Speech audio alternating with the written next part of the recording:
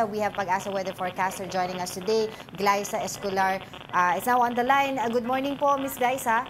Good morning din po sa inyo at sa lahat po na nakikinig at nanonood ng One News. Opo, nasaan na po ang mata nitong super bagyong Ophel at ano po ba yung mga areas sa maapektuhan nito? Ang bagyong Ophel po ay huling namataan natin, 165 kilometer hilagang silangan ng Itzaque, Isabela or 165 kilometer timog silangan ng Tuguegarao City. Taglay nito ang lakas na hangin na 185 kilometer per hour malapit sa gitna kaya dineklara po itong super typhoon. At ang bugso po nito aabot hanggang 230 kilometer per hour. Inaasahang kikilos pa hilagang kanluran sa bilis na 15 km per hour. Nakataas na po ang wind signal number 5 sa northeastern portion ng mainland Cagayan, specifically po ang mga munisipyo ng Santa Ana at Gonzaga. Wind signal number 4 naman po sa southeastern portion ng Babuyan Island, specifically ang Camiguin Island.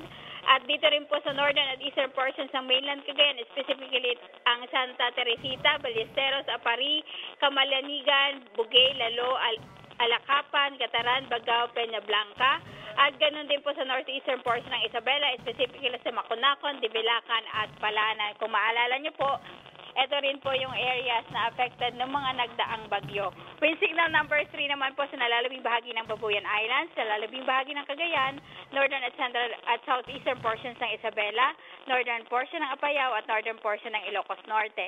Wind signal number 2 naman po sa Batanes, western at southern portions ng Isabela, northeastern portion po ng Quirino, nilalabing bahagi ng Apayao, Kalinga, northeastern portion po ng Abra, eastern portion ng Mountain Province, eastern portion ng Ifugao, nalalabing bahagi ng Ilocos Norte at northern portion ng Aurora. Wind signal number 1 naman po sa nalalabing bahagi ng Isabela, nalalabing bahagi ng Quirino, Nueva Vizcaya, nalalabing bahagi ng Mountain Province, nalalabing bahagi ng Ifugao, nalalabing bahagi ng Abra, northern portion ng Benguet, Ilocos Sur, northern portion ng La Union at northern at central portions ng Aurora. May banta rin po ng storm surge dito po sa may bahagi po ng coastal communities po dito po sa Batanes, Ilocos Norte, Ilocos Sur, Cagayan, kasama po ang Babuyan Islands, Isabela at Northern Aurora. Inaasahang pong aabot ng 1 hanggang 3 metro po ang taas ng alon po sa pagdating po ng bagyong Ophel. Opo. Okay, tanong ko lang din po ito kasi meron kaming na-mention na rapid intensification ng isang bagyo. Bakit at paano nangyayari po itong rapid intensification ng isang bagyo? Ang usually po kinoconnect po sa rapid intensification ay ang enerhiya po ng dagat.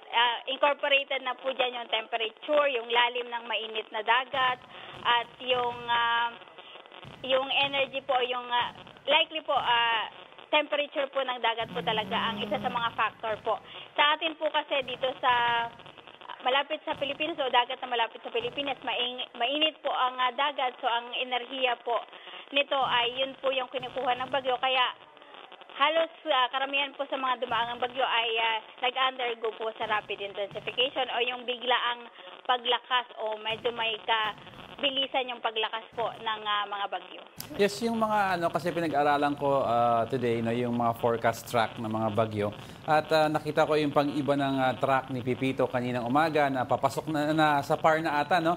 Magkakaroon ba siya ng interaction? Kasi sabi ng Pag-asa parang sa initial nila assessment or possibility, baka daw magka-interaction si Pipito and si Ophel. Sa ngayon po, hindi pa natin nakikita po yung gano'n. Ang pagbaba po ng track ng Pipito ay likely po malapit na po yung paglakas po ng amihan. So magkakaroon po ng high pressure area dito po sa northwestern portion po ng bagyo. Dahilan po para mas mababa ng konti po yung naging track doon sa mga naunang bagyong tumama po dito sa ating bansa. Pero si Pipito, will it hit central and southern Luzon as predicted?